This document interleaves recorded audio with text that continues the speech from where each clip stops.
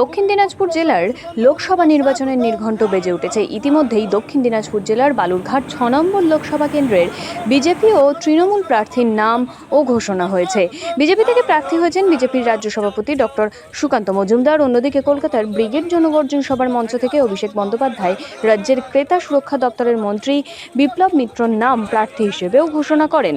প্রার্থীর নাম ঘোষণার পর এই প্রথমবার বালুরঘাটে পা রাখলেন বিজেপির রাজ্য সভাপতি তথা বালুরঘাটের সাংসদ সুকান্ত মজুমদার।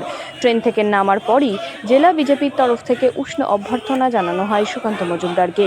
একে একে বিজেপি নেতৃত্বরা ফুলের মালা পরিয়ে বরণ করে নেন বালুরঘাট লোকসভা আসনের এবারের বিজেপি প্রার্থী তথা সাংসদ সুকান্ত মজুমদারকে।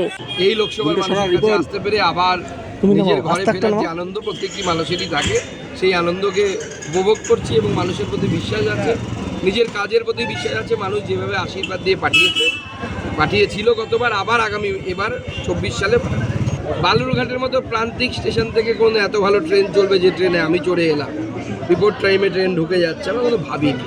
বালুরঘাটের মতো স্টেশন থেকে ইলেকট্রিক ট্রেন চলবে এই দক্ষিণ দিনাজপুর জেলা থেকে আমরা কোনো ভাবিনি যে এখানে গঙ্গারামপুরে বুনিয়াদপুরে দ্বিতীয় প্ল্যাটফর্ম হবে, ফ্লাইওভার হবে, সেখানে মানুষের দুঃখ দুর্দশা দূর হবে। আমাদের নরেন্দ্র মোদীর নেতৃত্বে ৬ কোটি মানুষকে বিনা পয়সায় রেশন সামগ্রী দেওয়া হচ্ছে, রেশনের মাল দেওয়া হচ্ছে, নরেন্দ্র মোদী দিচ্ছে। গ্যাসের দাম ১০০ টাকা কমিয়ে দিলেন মাননীয় প্রধানমন্ত্রী। উজালা যোজনার মাধ্যমে মহিলাদের ফ্রিতে কানেকশন দিতে চাই, মুখ্যমন্ত্রী দিতে দিচ্ছেন না। সব মহিলাদেরকে আমরা উজালা যোজনা দিয়ে দিতে চাই, কিন্তু মুখ্যমন্ত্রী দিতে চাইছেন।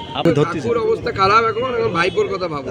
কাকু তো গ্যারেজ, কাকু আর গ্যারেজ থেকে বেরোচ্ছে না, এবার ভাইপোর কথা ভাবতে। ২০১২ সালে দাঙ্গার যে অভিযোগ, বসিরহাটে দাঙ্গা করিয়েছিল, হিন্দুদেরকে মেরেছিল, হিন্দুদেরকে বাড়িঘর ছাড়া করেছিল। আজকে তৃণমূল কংগ্রেসে যে সমস্ত লোকেরা হিন্দু ধর্মে বিশ্বাস করে তাদের প্রতিও প্রশ্ন আমার, এই যে মমতা বন্দ্যোপাধ্যায় হিন্দুদের হত্যাকারী, দাঙ্গাকারী, রোহিঙ্গাদেরকে বসিয়ে রাখা এই হাজি নুরুলকে প্রার্থী করেছে তৃণমূল কংগ্রেসের নেত্রী মমতা বন্দ্যোপাধ্যায়, অভিষেক ব্যানার্জি। এদের লজ্জা লাগে না মন্দিরে ঢুকতে যে সমস্ত তৃণমূল কংগ্রেস নেতারা হিন্দু?